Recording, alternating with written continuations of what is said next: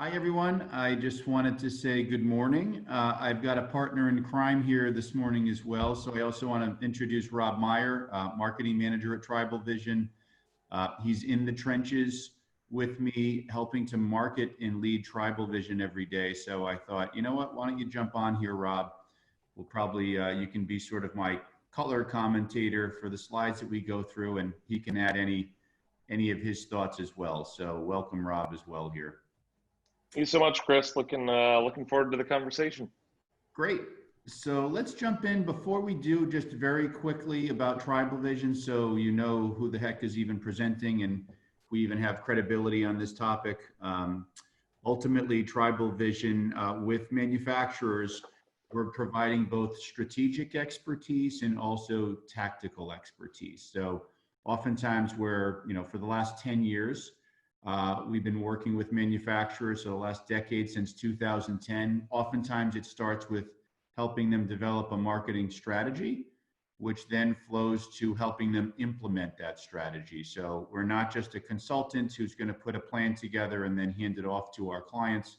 We're actually helping manufacturers every day implement what we recommend. And the goal, of course, is growth, right? The goal, of course, is can we be increasing or accelerating your top line. A little bit about myself, as Eric already said, right? So I started Tribal Vision along with my partner, Damian Cabral, 10 years ago. I've been really involved in marketing my entire life, starting all the way back, right after I graduated from Swarthmore College. I ended up being the head of marketing and sales for a company. I started actually dealing with manufacturing of windows and doors. So also have some manufacturing experience all the way back to when I was in my 20s. I'm now 47, if you're curious. So a little bit about myself. If we ever were to work together in any capacity, we are made up of about 55 marketing specialists, all full-time. We're located right downtown in Boston. And we also have an office in Rhode Island, and we would be dedicating a team of 3 marketers to our clients. And in addition to those 3 marketers, there would also be, as I've already mentioned, support of another 50 marketers on our team if those 3 for some reason don't have the skill set that's needed. So that's a little bit about Tribal Vision. We've helped over probably 150 manufacturers over the decade with, again, strengthening their marketing and sales efforts.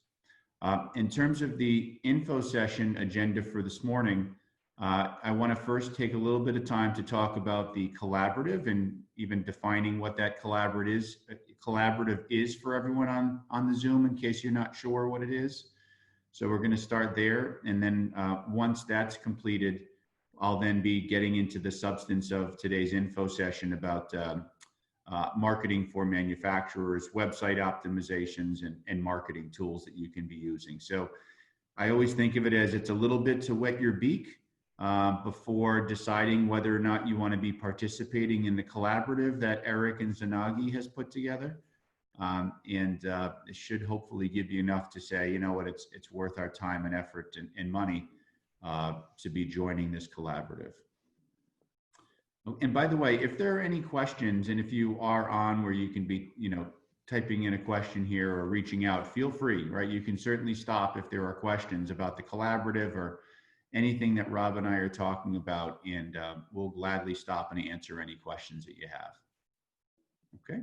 So in terms of the summary of the collaborative, just know that, this is what this info session is about, really, ultimately, is to explain to you what this collaborative is. So there are training sessions that would take place where there's 2 on-site, or we'll see how it goes, right, with COVID, whatever Eric and Zanagi decide, but it could either be a Zoom like we're doing today, or it could be, again, in New Hampshire.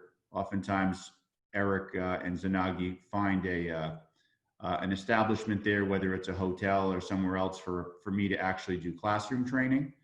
But either way, just know that this is made up of 2 classroom trainings. The first day of training, we're going to be talking about really what marketing even is. So marketing has changed so dramatically over the last several years that I think it's really important to redefine what marketing is. So that's really the first day. In addition to that morning of Marketing Redefined, we would also be helping you figure out what putting together a marketing strategy actually looks like at your company. Okay, so you can think of that as day one. It typically is, 6 hour or so session.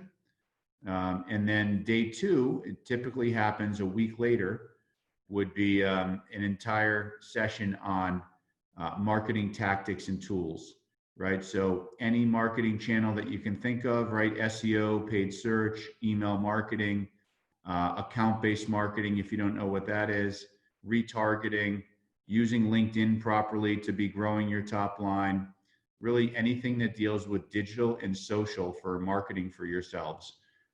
We're going to be going over that day, along with really talking a lot about the marketing tools that are out there, many of them free that you might not know about that you should be leveraging for your facility, for your manufacturing operation on the marketing front. So those are 2 days. Once those 2 days of training are done, then there would be on-site training where Rob and or myself would actually be, and again, depending on COVID and your level of comfort, we'd either be coming to your facility directly, one-on-one, or we would be doing this via Zoom, learning much more about each of the companies that decide to join the collaborative. So you can think of us as your on-site head of marketing, chief marketing officer for a day. Okay. We're Okay. This is an. Where ultimately we are learning a lot more about what you're doing with your own marketing efforts, and then by the end of the day, providing very specific recommendations as to what you need to do to move forward, right, to strengthen your efforts. So that's the one-on-one on-site training. And then once all of those are complete, then just know that there's a debrief session that takes place where all of us come back either via Zoom or in person and share everything that we've learned individually as companies coming together. So that's what defines or makes up this collaborative, right? So 2 days of classroom setting training, 1 day of in-person on-site, custom training for you, and then a debrief at the end. Okay. Eric, have I missed anything, would you say, or anything else that you want to add to that, Eric, or seems like I've hit it all? I think you're muted, Eric, so I don't know, Rob, if you can unmute or if Eric can unmute himself.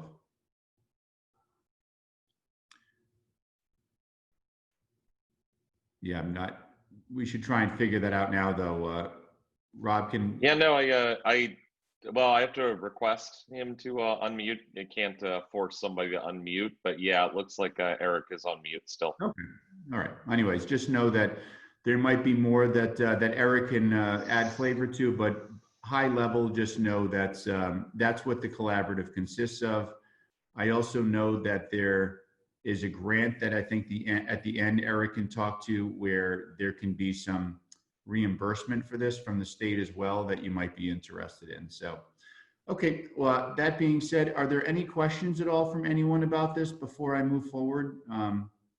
Feel free again to unmute yourself and ask a question if there are any about this. Okay, seems like we're good, so I'll keep going.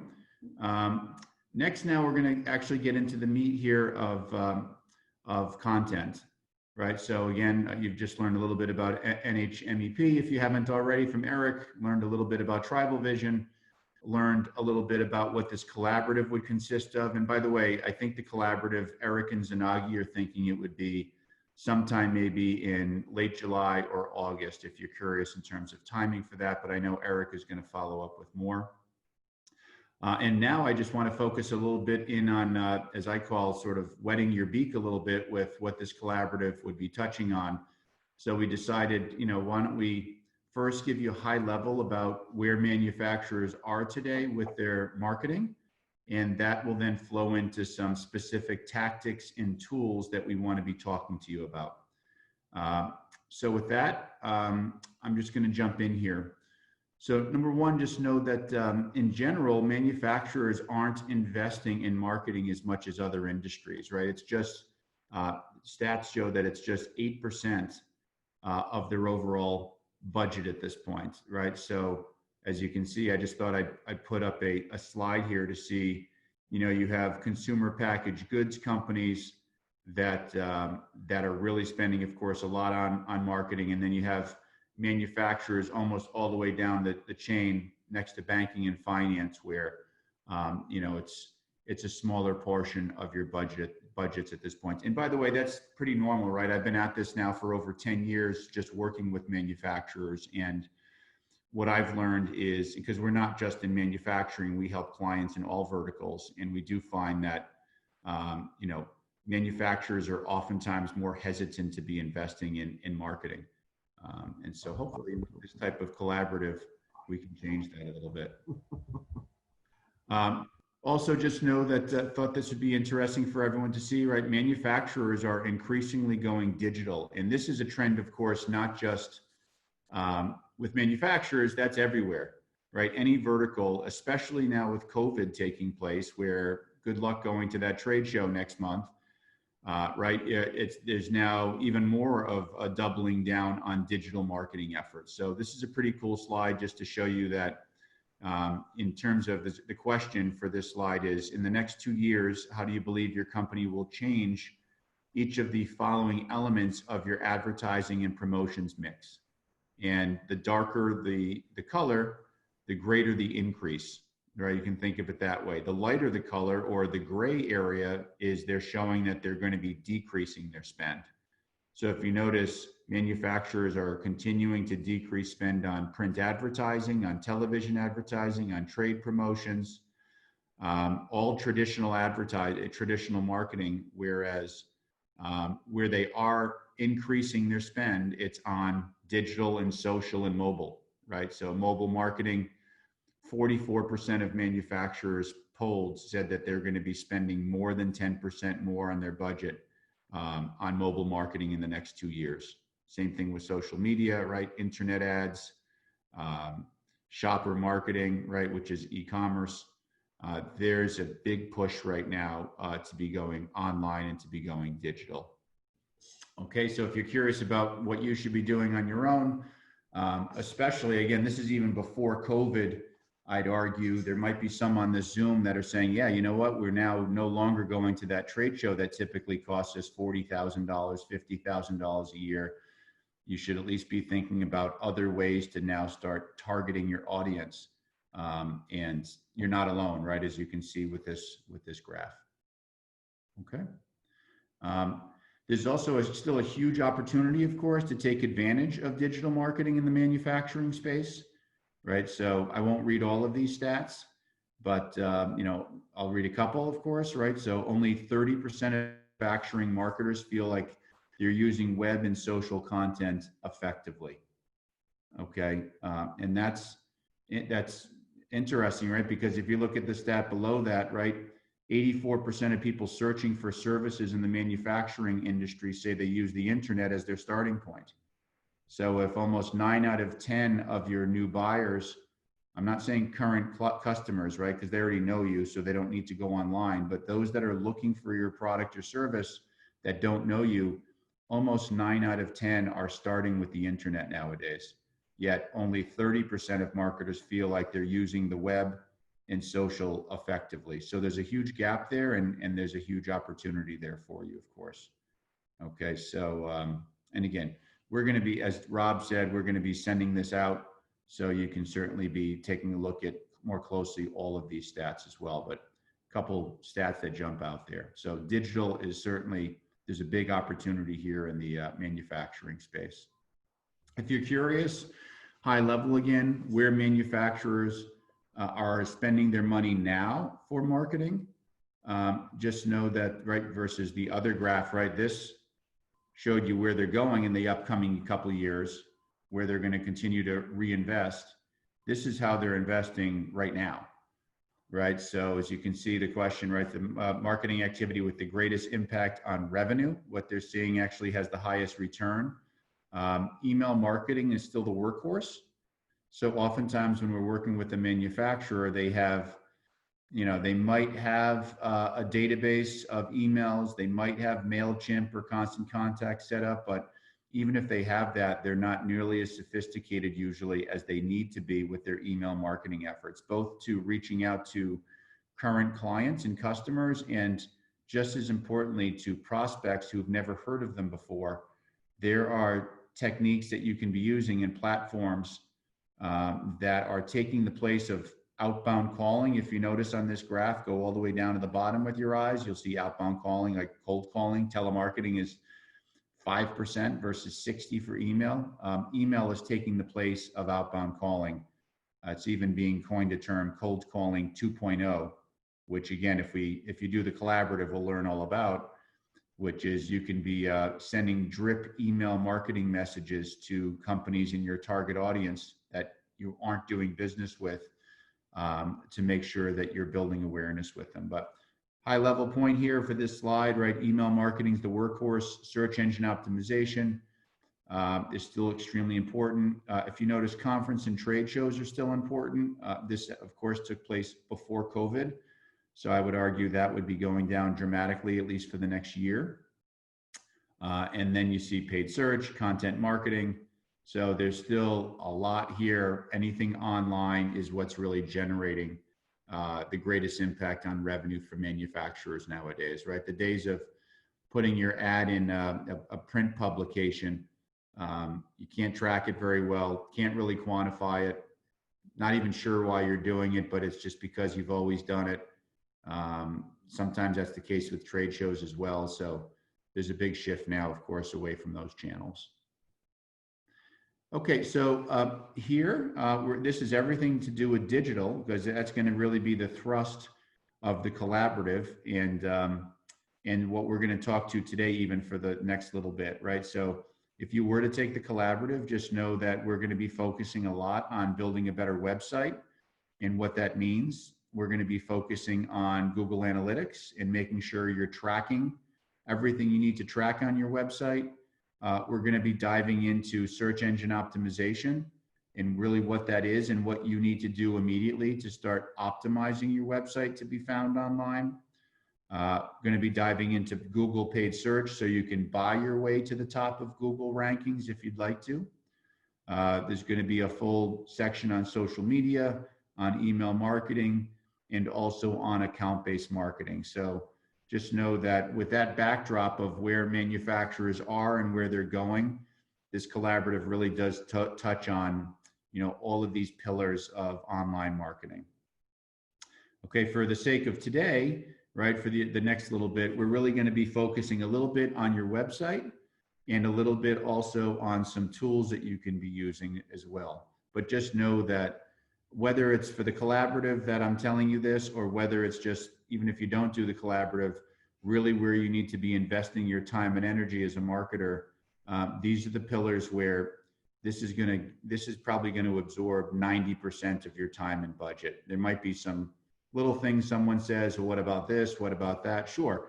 There's other channels in there, like retargeting isn't in here right now, or if someone leaves your website, you can retarget them. Sure, that's important too, but the bulk of your future marketing efforts to generate business are going to be coming from these pillars from our perspective. Okay.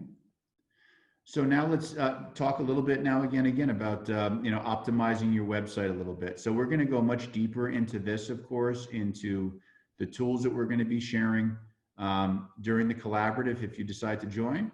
But at least, again, like I said, in terms of wetting your beak a little bit, we just wanted to give you a little bit more information here for you to get some value out of this morning. Okay, and this is where, Rob, feel free to chime in wherever you'd like, of course, as the color commentator here. If there's a couple of things you want to bring forth, feel free.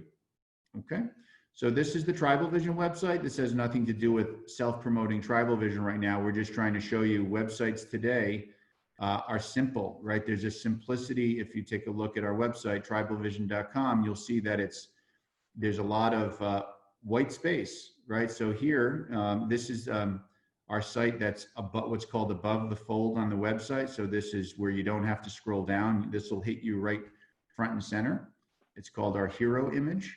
Just like we all have hero images on our websites, it's just the most valuable piece of your real estate, and you've got to think long and hard about what you should be doing there.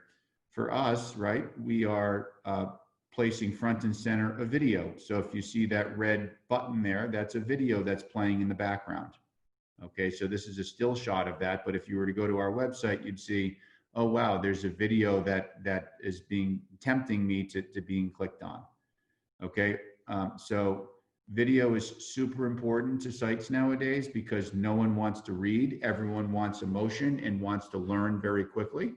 And there's nothing better than video to do that. So if you don't have video on your website, just would argue, and by the way, you might say, yeah, but we're a small manufacturer. We don't have money for a video. There's technology out there today where you can do videos for really, really short money. But big picture point here that I'm making, think about video, think about simplicity to your website. Notice I don't have paragraphs of what we do or who we are or, you know, our services or our offering or attributes right hitting me front and center. Okay, the navigation right up top, the top what's called navigation where it says company, what we do, who we help. You know, it's again very simple. And that allows our tagline, right, your outsourced marketing resource to hit you right over the head, right? So it's not lost. It's very clear, and it's much more powerful on its own versus the typical 5 paragraphs of content that we see with most manufacturers that we work with. Rob, do you have anything else to add just along these lines? Yeah, one thing I absolutely think that worth everybody on the call thinking about. So if you look in the top left corner, you'll see we have the phone number to get in touch with Tribal Vision. For every manufacturer, this is a key thing to do because the last thing that you want is somebody to come into your website. The only reason they're coming to your website is to find a phone number, and they're scrolling through pages, clicking on things, trying to find it, and then decide, I can't find it, to hell with it, I'm going to call somebody else. So putting that phone number right in your navigation bar where no matter what page they're on your website, they can find it. Great thing to make sure that you do.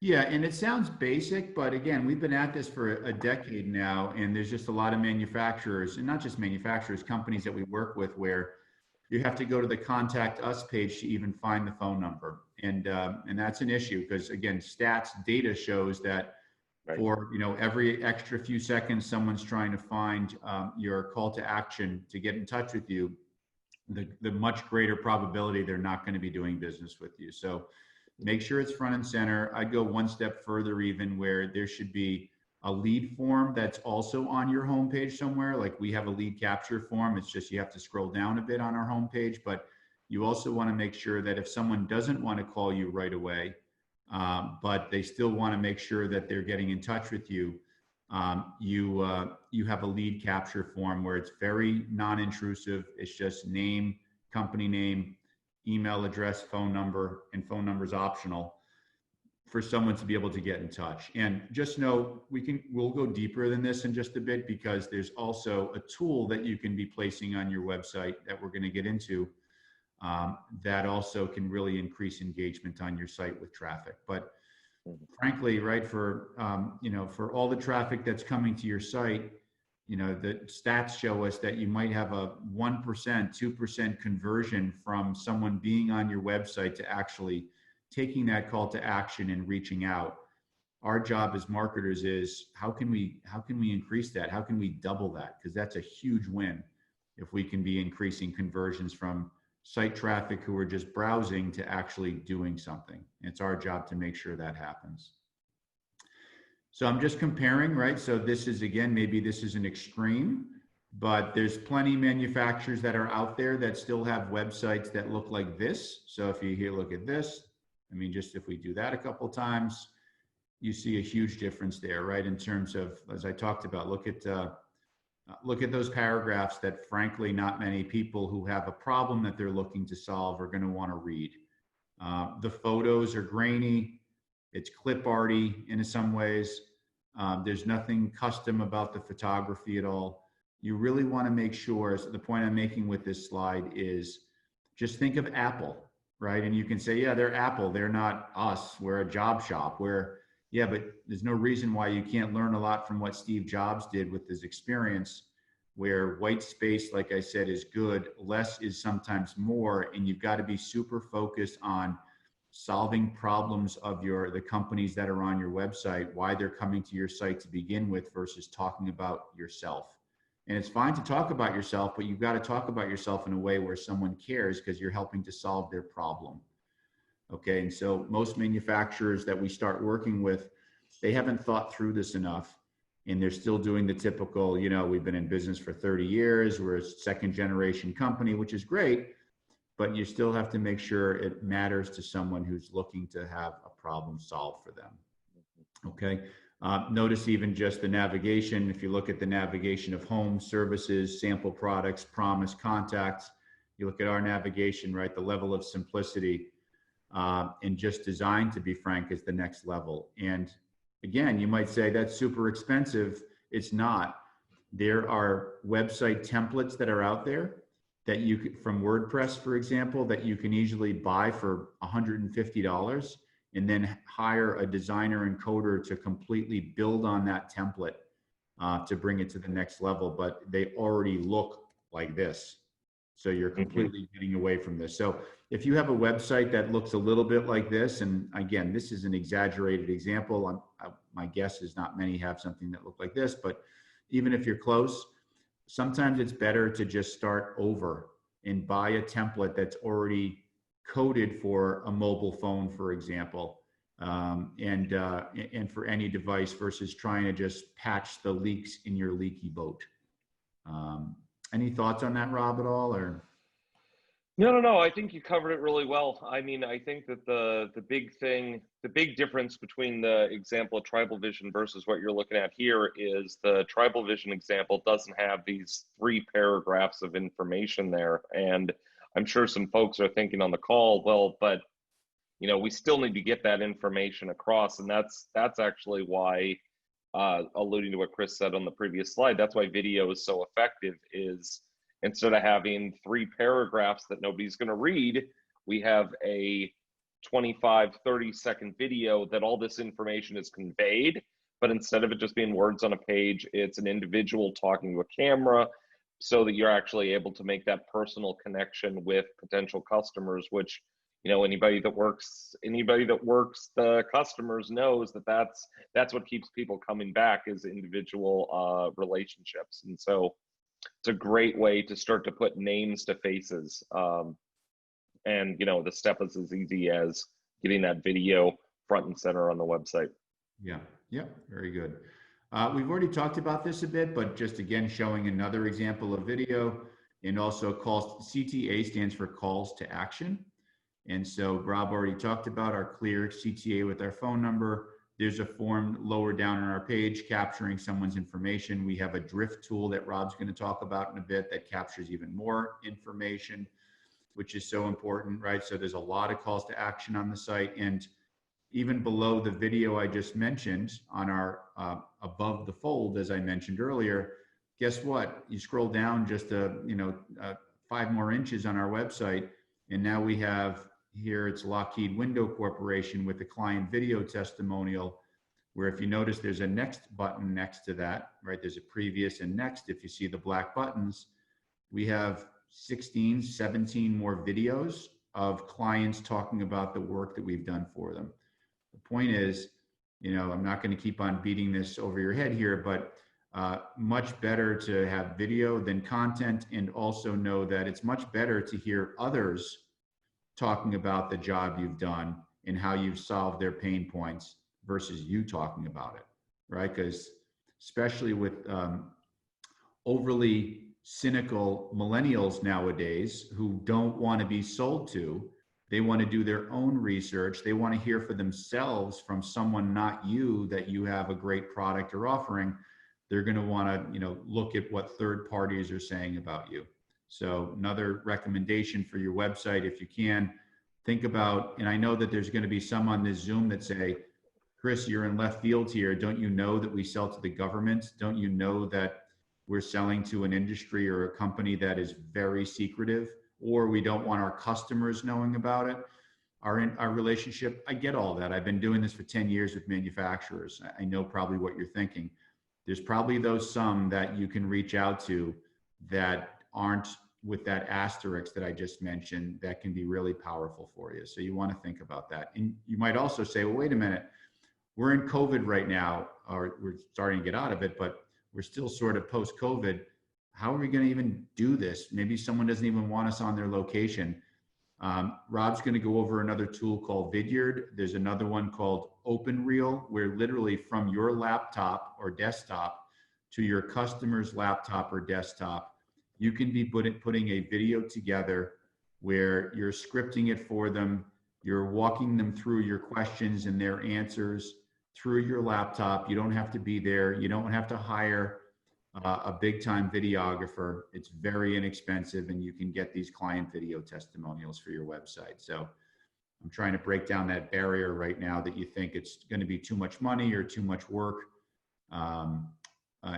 It's really not at this point, right? That's why little old Tribal Vision, we're not some huge company. We have, if you were to count all the videos on our website, we probably have 25 videos on our website. And like I said, we don't, you're probably, most of you on this Zoom are probably larger than we are in terms of annual revenue. This is just a quick summary here. We've talked about some as well, but some other best practices, right? We've talked about our calls to action. We've talked about video. We've talked about forms. We've talked about customer testimonials to legitimize your offer because it's coming from someone other than you. Because again, especially millennials don't want to be sold to. And then lastly, I just wanted to make sure people know the importance of new content on your website. So you might say, wait a minute, Chris, you and Rob just said, keep it simple, minimize the content, make it more digestible. Now you're telling me it's so important to add new content. I thought I shouldn't even have much. I want to make a clear point here that if you were to go to our site and look at it and read about us, you could spend hours on our site reading content, hours. It's just the way that we've packaged it. We're not putting it all straight in front, straight front and center for you to overwhelm you. If you want to learn more, you can click on another link. If you want to learn more from that page, you click on another link. It's enabling the visitor to digest however much they want to digest without just throwing it at them.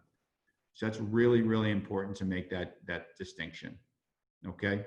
So we're not saying don't have a lot of content on your site. We're saying you've got to do it in a manner where you're going from somewhat door to door, if someone, like door number 1 to door number 2, if they're interested in learning more. Okay, so very important point. So back to like updating your site with new content. Nowadays, if you want your website to be ranked highly on Google, the old days of trying to trick Google or their algorithm into getting you on the top page with tips and tricks. Some of you might have done that 5 or 6 years ago, and it worked for a little bit. It doesn't anymore. Google's getting smarter by the day with their algorithms. And so trying to, build more links to your website, or you link to me, I'll link to you.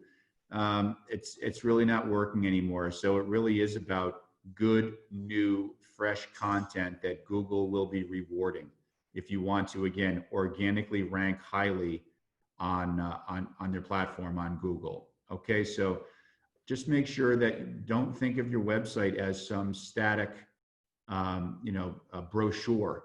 Okay, great, I checked the box. We just redid our website. We'll maybe have to relook at it again in a year or 2 or 3 years. You want to make sure that you're adding content, whether it's to your blog, right, which is important, whether you build out new landing pages on your website. Okay, and you can easily do that if you're on like WordPress or on HubSpot. You want to make sure that you're thinking through a content calendar for your company, meaning maybe there's one new piece of content a month if you're really busy, or if you're stretched, right? We work with a lot of manufacturers where they don't have a head of marketing. They have someone who handles marketing, by the way, but they're also doing or wearing 3 or 4 more hats. So you're going to say, Chris, it's great, but I can't get much content done. I don't have the resources. Then just again, start with just one piece of content a month. But if you're looking to rank highly on the search engines at this point, you need to be adding content to your site. Okay, so I would start with your blog, and I'd also start with, again, thinking of a new offering or a new vertical that you want to start messaging, or some new keywords that you want to start focusing on that are going to be driving traffic to your website. Start building content and pages around those keywords. You have anything, Rob, there? Anything else to add? No, I think you covered it really well. Okay. Yep, go ahead. Really quick, I'm not sure that we have another slide that kind of dives into the content marketing SEO stuff too much further. So one thing I'll just throw in there, though, is that from all the keywords and content, et cetera, and optimizing your website for Google indexing, the thing to keep in mind is that you want Google to recognize that your company is an authority on a particular subject. In each of your cases, manufacturing what it is that you manufacture.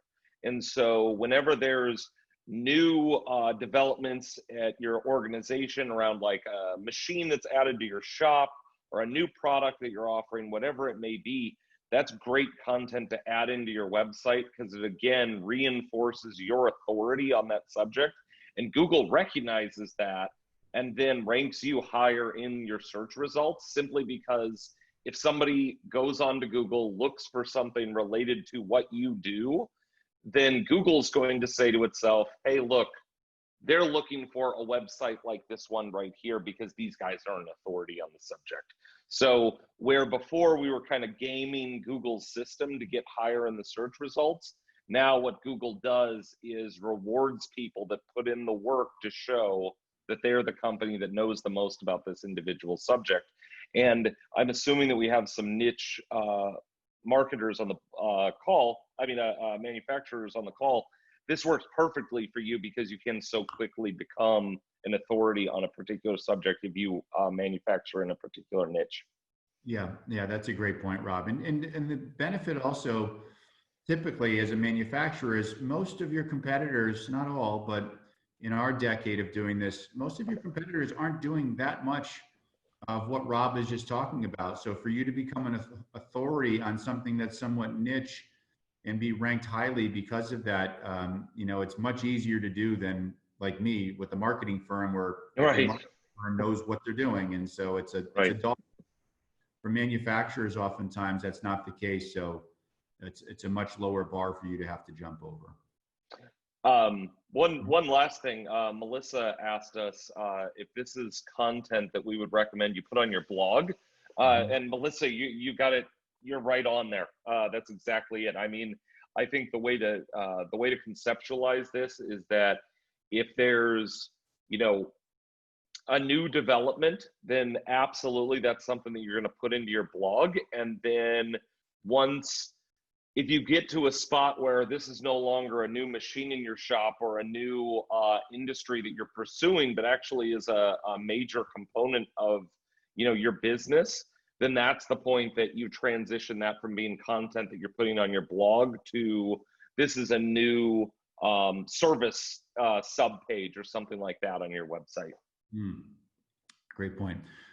Purpose of this slide is it's a visual slide to show you just the importance and power of also photography.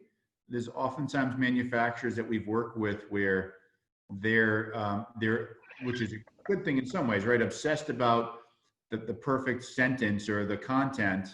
And then all of a sudden it's an afterthought about, the actual photography of their product.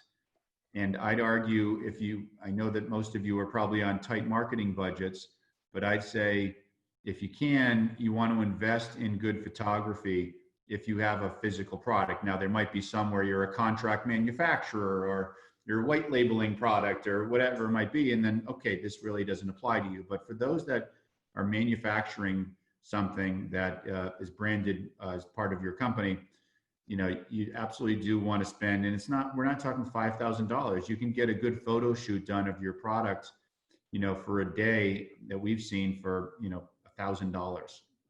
And it's worth it, right? Because as you can see here, right? I mean, just again, this is an exaggerated example, but take a look at this, right? Versus that. Look at those 3 photos, right? Versus that. Okay, because oftentimes a product sells itself, right? We're oftentimes walking through a manufacturer's facility and the owner of the company is showing us the physical product and it's like, oh my God, this is unbelievable.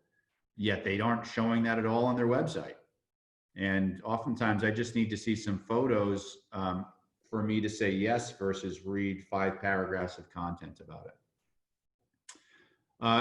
Again, I don't know how many on this Zoom are actually selling any product through their website. Usually it's like 5%, of manufacturers are doing this, but I thought to throw it in at least that you want to make sure, since we're still talking website, if you are in the future thinking about selling product online, right, you have a decision to make. Are you going to be selling through Amazon? And oftentimes with manufacturers, Amazon's the enemy for a lot of reasons. Sometimes you do partner up with them because there's just so much volume, it makes sense to sort of sleep with the enemy. But oftentimes we're working with manufacturers where they can be building out an e-commerce portion of their website for certain products. Now, again, this might only apply to 25% of you right now that's listening to this. The other 75% might say, nope, it's going to be a problem. It's going to be competing with our distributors. We don't want anything to be shown online with our product in terms of pricing. That's fine. But thought I'd at least throw it in that for maybe 25% of you, if you're thinking about selling maybe even a niche product of yours online and starting there, you should be taking a look at Shopify or WooCommerce or Squarespace, right, for setting that e-commerce platform up so that you can be actually monetizing your website. Shopify is taken off. I mean, if you just go and take a look at Shopify, even on Wall Street, they're a publicly traded company. I mean, it's amazing the growth that they've done over the last couple of years, and their stock price reflects that. It's because for small to mid-sized companies who are trying to compete with Amazon, they're partnering with Shopify to be building out these e-commerce platforms. So I won't go into it really any more in depth than that, but just know if you are thinking about it, but you don't know where to start, I would start looking there. WooCommerce is the next level up from Shopify of sophistication and price point. Most manufacturers we work with don't need that level of sophistication. If you're larger, maybe you do, and we can talk with you about that if you're not sure. Again, we talked a little bit about content just a couple slides ago, but again, here's the Tribal Vision blog. The point I'm making here for this is, if you notice, we also want this to look a little bit engaging. So you don't want to just write if possible, you don't want to just write a blog post with content with no photo whatsoever, right? So this just really makes, if nothing else, your content pop more on your blog, makes it more visually appealing, and adds another dimension to your website. Rob, do you want to talk practically about where are we getting these pictures? It's not like we have a photographer doing all this. Like, is there a practical tip for someone to be leveraging photos for their blog? Yeah, absolutely. So it's interesting because if we were having this conversation 2012, we'd be telling you, well, you need to go on to a stock photo site and buy the pictures to load up on your blog. Since that time, though, there's been a number of different resources that have come out where they offer images that have Creative Commons license, so you're allowed to use the image wherever you want. And a couple of these that we use, regularly, I'd say best place to start is Unsplash. So like splash, but UN, so Unsplash. And honestly, I mean, the options there are not as extensive as what you're going to find on, one of these stock photo websites where you pay. But nevertheless, any images like what you're seeing on our blog right there, totally can find those sorts of things on Unsplash. And, in general, it's a great resource if you do need to, get stock photography to use on your blog. Also, just to speak to frequency, because we do have the caption there, but Tribal Vision ourselves, we publish blog posts at least once a week, sometimes more frequent if there's something some kind of current event or something that we need to address. But in general, for folks in your space in manufacturing, you do not need to be posting your blog that frequent. So not once a week. I think it's probably best to do maybe twice a month, something to that level of frequency. Yeah, and remember, I mean, oftentimes when we talk to manufacturers, they say, yeah, but our engineers, they're so tied up, they're so busy, we can't get a hold of them, so that we can really come up with something really good. Realize you don't need to put together a white paper for your blog post, right? It doesn't have to be a 5-page piece of content. No one's going to read it, right? Best practice is it should be a couple paragraphs, 2 to 3 paragraphs. Yep. And it doesn't have to always be a technical blog post, right? It can be something that's different than that as well. So just make sure that in a perfect world that I know none of us really live in, you should be coming up with a blog calendar. And let's just say, to Rob's point, you're saying, okay, our goal is to blog twice a month, and start filling in, even around different times of the year, there might be different posts that you already know, oh, this will work really well around this event that we're going to, or a show that we're going to, or whatever it might be this time of year for the holidays. Think through that and already start proactively placing in, these are the pieces of content that we want to be blogging about. And then you also then have enough time, if you do it that way proactively, to be asking more technical people at your company, if you need it, their time for them to know, okay, this is what I need to be tackling in the next month that I owe marketing, not, oh yeah, can you do me a favor? I need this next week, and I haven't fleshed it out exactly what I want from you. I mean, it's, you want to make sure you have a process in place. Now, one last thing I'll throw in there, just because we do get this question a lot. What, in terms of, we already spoke to the frequency, but in terms of length, if you're wondering how long your blog post should be, the ideal length for a blog post, it's over 500 words and no more than 1,000. Really, the sweet spot is between 800 and 1,000 words. Yeah. And again, if we're talking about search engine optimization, it's super important also that when you're thinking about what that content is, it might include some of the keywords that you're trying to rank for. Now, you don't want to do what's called keyword stuffing, where you're just stuffing keywords in because you think that's going to get you ranked. That's not going to work. But if you, again, are thoughtful about the blog posts that you're going to be posting, if you know, for example, that there's a certain keyword you want to own, where you want to be on the first page of Google for that word, you probably should be thinking through, yeah, there's maybe 2 or 3 different blog posts over the year that contain that word. Put that in the headline, right? Headline meaning, if you look at the screen again, in red, the bold red headline is the headline.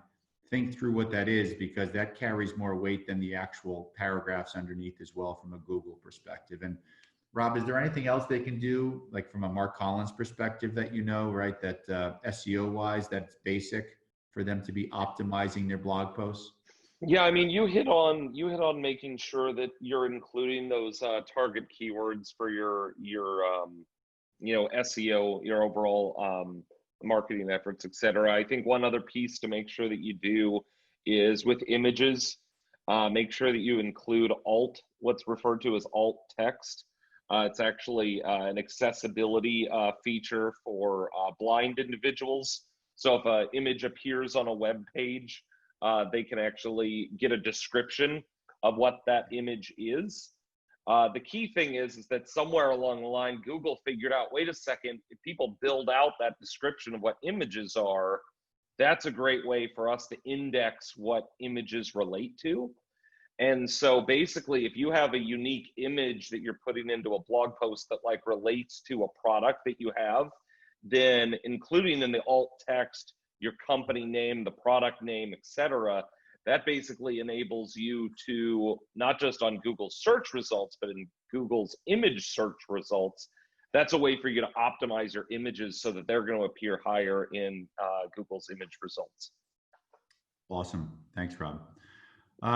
More pieces of content, right? We've talked about, of course, blog posts for a while here. We've talked about, in general, building out landing pages with new content. You can easily do that through WordPress or HubSpot, and in most platforms, to be CMS platforms, to be frank. And also, it's, think about press releases, right? Press releases are a great way to tell your story, and also to optimize what you're trying to go after for keywords. You can do that for press releases as well. So I just use this as an example. Notice that I didn't say, if you look at the red bolded headline again, I didn't just say Tribal Vision named one of Providence Business News' 2019 Best Place to Work. I started with outsourced marketing firm Tribal Vision, right? That's going to give me what's called the Google juice, right? So that's a keyword that I want to be ranked highly for, outsourced marketing firm. And so I'm very strategic, and even the press releases that I write, that there are keywords that I'm going after that are in the headline and also in the body of the content. Okay, so press releases are twofold, right? One is for, like I just said, SEO purposes. But number two, it is a really good way, if you do have enough to share about yourself. There might be some with your companies where there's not much to write about, but I challenge you, you can probably come up with one press release a quarter, not a week.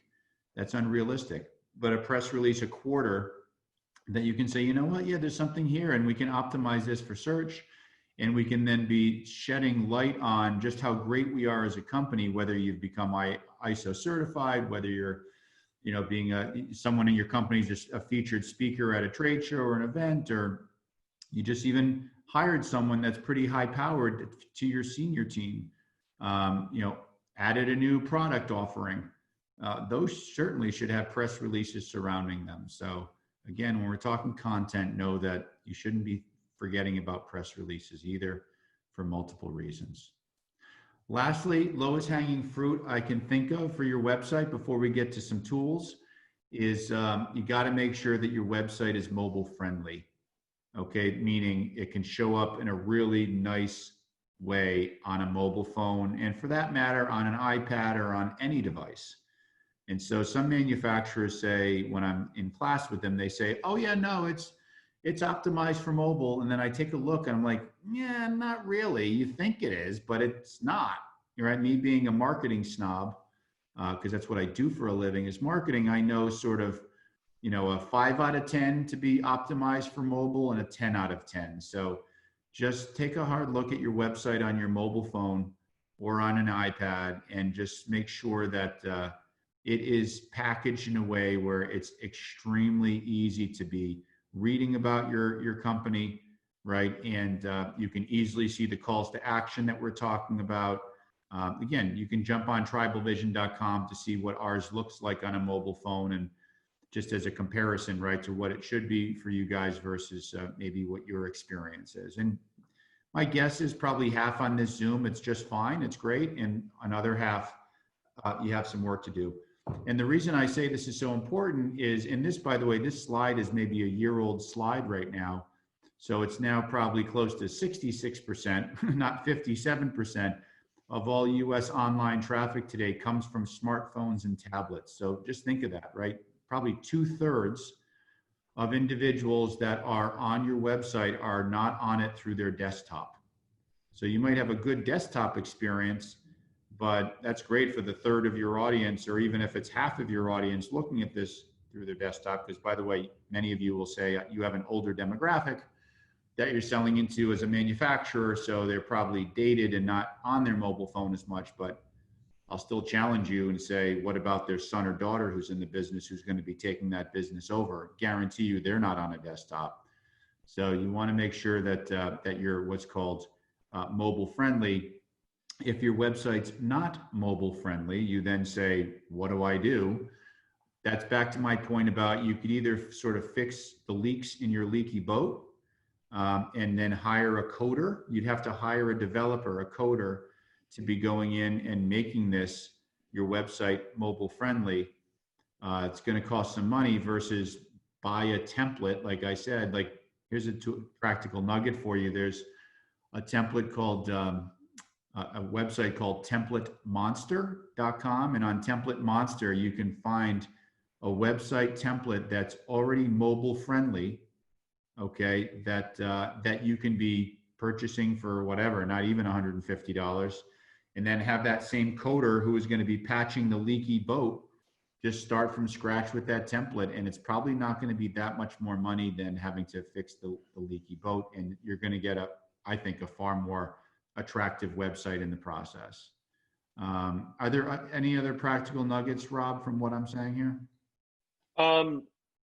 Just the one thing, just to make sure that we hit on this, that as much as the responsive design is key to the experience for people that are coming over to your website through mobile devices, the other big reason why this is so important is that Google actually uses this as a signal for how they rank your website.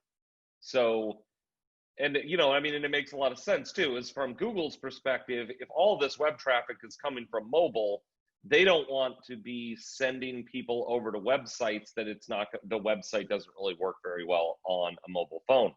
So it behooves you to make sure that your website works well on mobile, because if it does, then Google is going to be more likely to rank you higher in the search results, which, in the end is the most important thing when you're trying to capture a potential customer that's going on the web and looking for something, typing in a search that's related to your business. You want to give yourself the best foot forward to be at the top of the search results.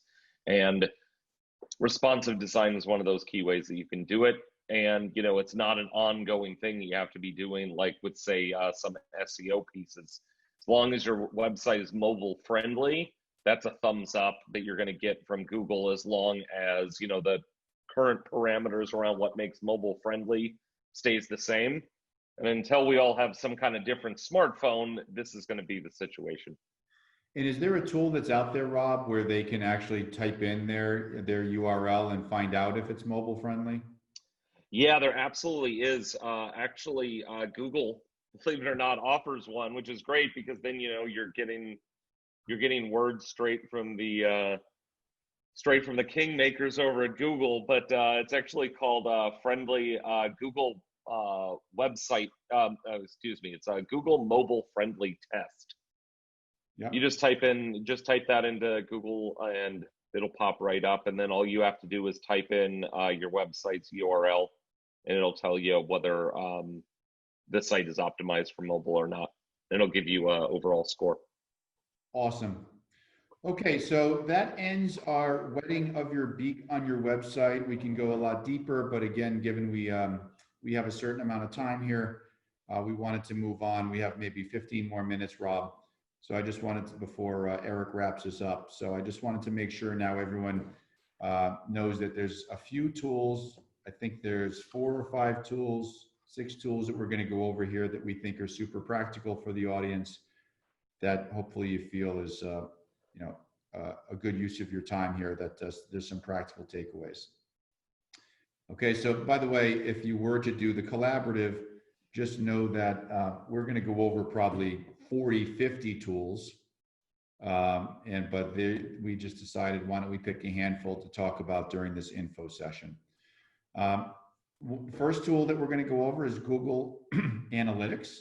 And again, in our 10 years of doing this with manufacturers, I would say that 2/3 aren't using Google Analytics at all. And what Google Analytics is, right? It's a free website tracking tool, right? That provides real-time data on your website and on visitor behavior, right? So it's free. There's no reason why you shouldn't be using it. And like I said, 2/3, I would say, aren't, where they're just like, oh yeah, no, I really haven't looked at that at all. The 1/3 that do actually use Google Analytics, they're not using it nearly as effectively as they could. And, so they really still don't have a firm grasp as to what's going on with traffic to their website. So if you're curious about what are your, I would ask this question if we were in person for a raise of hands, sometimes putting people on the spot. I don't want to do that, but ultimately, raise your hand if you know the traffic to your website in the month of May that just happened. And do you know what that is compared to April, the number of visitors to your website? Do you know what it is compared to last May? So you can see year over year traffic to your website, right? If I'm the CEO, those are questions I want to ask my marketing team. Okay, what does the traffic look like? Just like my father used to own a car wash and a gas station.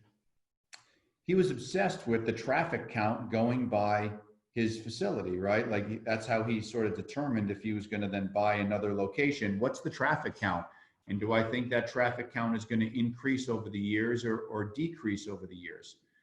He was obsessed about that, but he didn't really think about the traffic to his website. And that's, I think, pretty indicative of most manufacturers that we work with is they're really obsessed with their factory floor, right? Which is great. And you can sort of eat a ham sandwich off the floor. It's so clean and they're so proud of that, as they should be. But then when we start talking about, okay, what about how you look like to the outside world where 99% of your traffic is to your website, not to your physical location, they don't have answers. They don't know. So I oftentimes don't even ask them what's their traffic to their website because it embarrasses them, to be frank. Like I have no idea what the traffic is to my website. You want to know that. So Google Analytics is a great way to know that, but much more than just that, you can also know where the traffic is coming from, right? So if it's from paid search campaigns on Google, if it's from email efforts, if it's from any marketing channel that is set up can be tied into Google Analytics so that you can look at weekly or typically monthly reports to show how your marketing campaigns, how effective they actually are. So that's why we wanted to start with this workhorse tool. If you're wondering how you do it, you literally just have to copy and paste a snippet of Google code that you can grab onto the homepage of your website. And then you can be setting up very basic reports from Google that are all free. And that's where you then get into a rhythm or a cadence of every month, I want to take a look at what my traffic looks like and where it's coming from. Rob, anything to dig deeper on a little bit on Google Analytics? No, I think you covered it really well. I'll just say that if you do have an active Google Analytics account, you're not sure, yeah, we've got it. What do we do with it? I log in there once in a while, and and that's really the start and end of it. I was just chatting with somebody that a great option can be. There's actually some really solid pre-built reports in Google Analytics, and you can if you go into the reporting tab in Google Analytics and take a look at those pre-built reports, you can actually set it up so those will be automatically emailed to you each month. And then it's not something that you're thinking, oh yeah, I need to log into Google Analytics, it's that time of the month again. You'll actually get that email straight in your inbox, and then you're kind of prompted by Google to take a look at it. You get these, right, Chris? Mm-hmm. Yeah, you get those every week or something like that. Yeah, it's in my inbox. I know I have it set for Saturday morning, and I can then look at it over the weekend where I'm not as busy. Yeah. So I mean, definitely something to consider so that you stay on top of it. Is just make sure to set some auto deployment there, and then it'll be sitting in your inbox waiting for you. Cool. All right. Marketing tool number 2 is what's called Drift. And I mentioned this a couple times when I was talking about your website. So just know that Drift, and there are other what's called chatbots that are out there, but Drift is a really cool opportunity for you to be engaging with a visitor that's on your website where they might just be browsing, and it's not obnoxious where it's following you anywhere where a typical chatbot does, but it's in sort of the bottom right-hand corner of your website above the folds, where if someone does have a question or if they do want to reach out, they can actually chat. In our case, it's chatting Rob. Like there's a picture of Rob. Again, if you go to the Tribal Vision website, you'll then Don't do it right now. Don't do it right now, though. I'm not going to catch it. Right. But ultimately, if you go to the website, you'll see a picture of Rob, his face, And you can then, there's a little box where you can then be engaging with Rob, right? And say, yeah, you know what, I have a question. And Rob can be engaging back in real time with you, right? So, and you might say, wait a minute, I need to then hire someone full-time to be chatting with anyone on our website. That's not the case. Rob is here right now, as he said, on this Zoom. He's still on the website, but we can also check a box with Drift where it's just removed for when Rob goes to the restroom, goes to lunch, goes to this type of Zoom. And Rob, you can also appear even if you're not at your desk, correct? It's just someone can leave a message, am I right? Yeah, that's exactly it. And the way that we have it set up, I mean, and I think this is a good best practice to follow, but we have it set up so that I call out, make sure to leave your email address if you send me a chat message if I'm away. Key thing to do just to make sure that if you do have potential prospects that are chatting with you, you know who they are. So good idea to include some kind of note about providing an email address. But yeah, actually, it's funny is when I took over managing our chat, it was something that I was definitely worried about. Wow, how am I going to stay on top of this all the time? And what I figured out is that especially with Drift, I can't speak to all the other options out there, but with Drift, I have it set up where it's on my desktop, but then I also get the alerts on my phone. And honestly, between my phone and my my laptop here that I'm on right now, between those two things, is there a point during the day that you don't have one of them within arm's reach? Pretty unlikely. And so it really covers the bases perfectly that I know if somebody does come into the website and try to get in touch with us, I'm at least going to get an alert about it, you know, on a device that I can easily respond to them. And, you know, if there's, because I know I've definitely heard this, that some folks have they're a little bit intimidated about, well, do I really want to be opening the floodgates to people reaching out with all sorts of questions? In general, people are pretty proactive about reaching out on chat, but they're also pretty realistic about what they ask you about. So they're very, very much, at least in my experience, are very much fine with you deferring to, you know what, I think it'd be great for us to start this conversation up with a different member of our team. Provide me your contact information. We'll get back in touch. People at the point that they're willing to chat you are also willing to give you contact information so that you can follow up with them. Yeah, and the key again is, right, it's all about trying to increase conversion from a browser to someone who's going to buy something or at least have a conversation on the sales front with you, right? It's super important. Sort of like going into Macy's or Nordstrom, right, where they're probably too aggressive, where they're on you all the time with, do you need help? Can I help you find something? Right? But it's the same concept, right? Instead of just someone just browsing on their own fully, we're there if you need us. And we've certainly gotten a high number of leads that we probably wouldn't have gotten if we didn't have Drift on our website.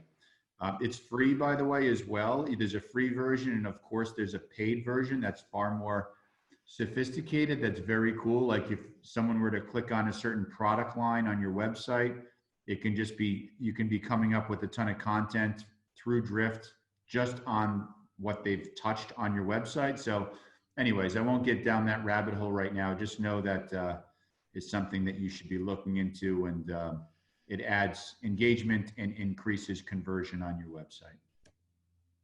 This is a really cool one, right? So Rob talked about this a bit in terms of video and making sure that you're increasing engagement as much as you can. This isn't just for your website, by the way. This is for your sales process. So especially with COVID nowadays, where there's still a lot of organizations where you're not going into someone's facility, you know, how can you still be building relationships now that you can't shake hands and kiss babies, as the saying goes, as much? Well, with Vidyard, it's a tool, and this is not, I mean, I think there's a watered down free version. Am I right, Rob? But yeah, there sure is. For us, we're spending with Vidyard, for us, the way that we use it, we're spending less than $1,000 a year on Vidyard. I think it's maybe even maybe like 500 a year, Rob, right around there. Am I correct? Yeah, I think it's like, yeah, right around $500 a year. So it's very affordable, I guess, Yeah, is it's the affordable. underlying point here. Yeah. Yeah, and what it enables you to do is, I'll use a couple of quick examples. One is email. So you're a salesperson, right? Or you're a marketer, right? And you're now sending, remember we talked about you can be sending maybe these email messages, whether they're dripped messages or whether they're to your customer base. You know, typically, of course, it's just going to be content. You're just writing, you know, a paragraph in an email with the subject line and you're hitting send. With Vidyo now, you can actually then send video through the email so that, let's just say that Rob, what he does is he's sending an email to all of our, let's say all of our past clients. We'll use that as an example. And Rob then, let's say once a quarter is just like, he's literally on video in the email where he's waving so when they open up the email, they're going to see Rob waving to them. And then in that, there can be a quick, whatever, 60-second video saying, hey, haven't heard from you in a while. This is what we're up to with Tribal Vision. Would love to talk further with you, et cetera. Take a look at this white paper that we just wrote. Like, he's on video in an email talking to whether it's a former customer, a current customer, or a prospect. There's now video. It's instead of just a boring old piece of content that you see all the time. That's one example. Another could be, you're putting a proposal together for a customer, right? And all of a sudden you're going to send your answers to the RFP for whatever product. And instead of you being just like everyone else and sending that with just content, you now actually can send it with you walking them through the proposal, like what you put together, with you on camera, sharing your screen so they can see you and the proposal at the same time. So you're, in a sense, like in person with them, walking them through what you put together. So point is, it's a very cool tool that enables you to, again, increase engagement, add, you know, humanization to your sales efforts and marketing efforts. And, you know, we are finding for our clients and for ourselves, you know, this is sort of the next level, to the point where we sometimes have prospects come to us and say, you know, we're not interested right now, but it was super cool and I passed it around the office because we haven't seen something like this before. So if nothing else, it makes you look more cutting edge and creates more engagement with your audience. Do you have anything to add to Vidyo, Rob? I think the only thing I'd call out is just, well, we already mentioned that, you know, it's relatively inexpensive. I think the other thing to call out here is that this is not it's not a huge time suck to create these videos. This is something that once you have you do the preliminary setup of the platform, all it really, I mean, the amount of time that it would take you to walk through an RFP that you put together for a prospect, that's the amount of time that it's going to take you to create the video. You literally just have to click record on your computer. It'll create the video. You end it. You know, it does its rendering or whatever it's called, and then you have the video ready to add into your email. So, not both from the expense end and the time end. It's a relatively low commitment for you. Yeah, and one other point, right? Just know that, I mean, there's so many uses, right? Another is a vlog. If someone's heard the word vlog before, instead of a blog, it's a video blog, right? So you can then also, if you wanted to, add video to your website this way at you know, at the blog level.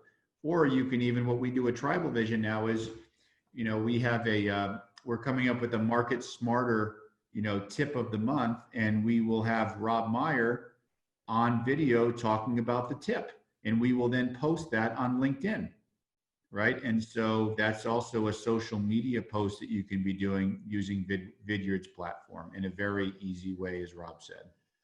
All right, we're running out of time here, Rob. So I think we combine maybe tools 4 and 5. So there's Yoast and there's Moz. So these are hitting SEO. So maybe you want to lead the effort here on Yoast and Moz and sort of combine the two if you'd like, Rob? Yeah, absolutely. Actually, it's funny. If we redo this deck, I'm going to make Moz the first one. So let's talk about Moz first. Sure. But basically with Moz, this is a way for you to get a full picture of what the condition of your SEO on your website is. A couple of these key pieces of on-page SEO, the title tag, the meta description. These are not things that you can just see on your website. You need a tool. In this case, Moz. It's a what do you call it? It's a browser extension that you'll just add onto your web browser. And then once you go on a page, you can turn on their toolbar, and it'll actually display for you the title tag, the meta description, the target keywords that are included on that page, etc. So great way for you to inventory what SEO content that you have on your website is. And I think the key thing here is that it's free. There is with all web related resources, there is a paid version of this, but for all intents and purposes, the free version is going to get you everything that you need. And then speaking to the other slide, Yoast. So if Moz is for you to see the SEO content that's on your website, Yoast is actually how you add that SEO content to your website. So this is a plugin that works with WordPress, and it basically, before, let's say, 10 years ago, if you wanted to change SEO content on your website, it meant that you had to call up a coder and they had to come in and hard code your SEO content to the top of every page on your website, which is ridiculous, right? Because, the SEO content could change over, a period of time. What Yoast has made possible is that immediately from the back end of WordPress, with a few clicks, you're able to tweak your title tags, meta descriptions, focus keywords, alt text on images, which I referenced earlier, so on and so forth. So basically, this makes it to where as long as you have a WordPress website and you have the plugin deployed, you're not going to have to bring in that outside expensive charge you by the hour developer. Instead, it's something that you can quickly, in 15 minutes adjust, and it's over and done with, and your SEO is up to date and, being indexed properly. So think of those two together. Really, I think that the process goes, you check out Moz, you see how the meta descriptions, title tags, etc. look, and then if there are changes that need to be made, add on the Yoast plugin onto your WordPress website. You may already have it there, but if you don't have it, add it on, and then you can make the necessary changes that you need, that you identified when you checked out the SEO via the Moz tool. Awesome. All right, good timing here. We have a few minutes left, and we've got our final tool here. So I'm thinking, Rob, you're on a roll here. So you want to just bring us to the finish line here? Our tool number 6, which is Canva. Yeah, no, and couldn't speak highly enough about this tool. So yeah, my pleasure. With Canva, I mean, this is basically turning every person out there that has even the slightest eye for design into a graphic designer. Again, it has a free version. There's also a paid version. On this one, the paid version does give you access to some additional templates, some additional tools for you to use. But basically, like I said, it's a on-demand graphic design studio where, let's say, some examples. My wife. Oh, go ahead. I'm thinking of an example like our background of our virtual background here, right? Yeah, that's great. That's great. I was going to say the backgrounds. My wife makes like invitations using this. Anything where you have an image and you want to put text on the top of it, or you want to put a couple of different images together with some text, anything like that. This is perfect for executing that. Things that you used to feel like, we really need to get the graphic designer on the horn to address this. You can do it all in here. And the thing is you see it's all drag and drop, so it's very straightforward. And the other key thing is that it's got SnapGrid in it. So by SnapGrid, that, similar to like PowerPoint, it'll put things, if you try to drop an image, it'll put it in the right quadrant so that it aligns with the other images that you have on the page, etc. So, I mean, this is a really, really great, powerful tool that can make you look professional without having to spend, you know, that professional level money